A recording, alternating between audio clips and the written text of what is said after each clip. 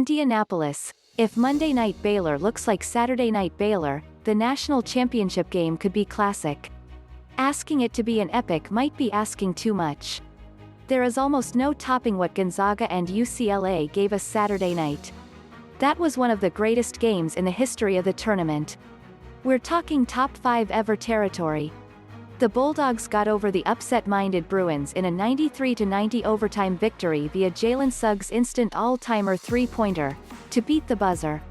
That phenomenal ending now makes the title game now feel more like a toss-up more than we ever thought it was capable of being. The No. 1 overall seed Zags versus the No. 2 overall seed Bears will mark the first time the top-seeded teams have met for the title since 2005. Monday is now, merely, the best possible title bout we could ask for. Let us focus on these Bears for a moment, as they raised, then kissed off, second-seeded Houston 78-59 in a Saturday night Final Four affair that was billed going in as the more competitive of the two semifinals at Lucas Oil Stadium. No. Not at all. Baylor led by 25 at halftime, the fourth largest margin in national semifinal history, and settled in third gear for the remainder of the night, gliding to the national championship game. The NCAA Tournament's 3,500th game was one that vaulted Baylor into the NCAA Final for the first time since 1948. Baylor knew it needed its star, Butler, to make his way back. He did against the Cougars.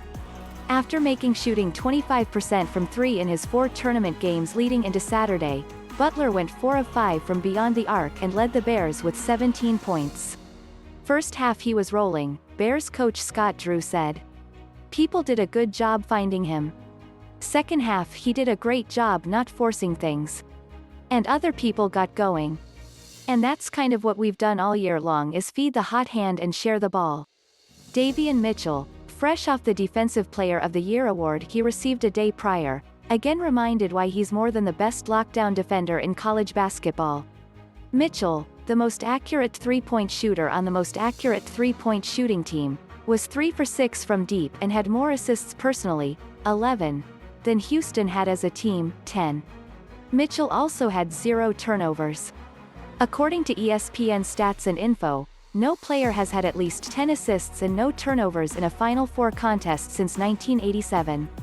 Baylor is clearly the best team that we've played, Houston coach Kelvin Sampson said. That's the best team that I've seen in the 7 years I've been at Houston. They emptied the benches in a Final Four game. All you need to know. So here's how it's curled for the Bears over the past 2 weeks. They looked unbothered versus Hartford, emboldened versus Wisconsin, body blowed, then declarative, versus Villanova, and challenged-but-poised versus Arkansas. Saturday night was a new level. Great, not good. Great, Baylor is back.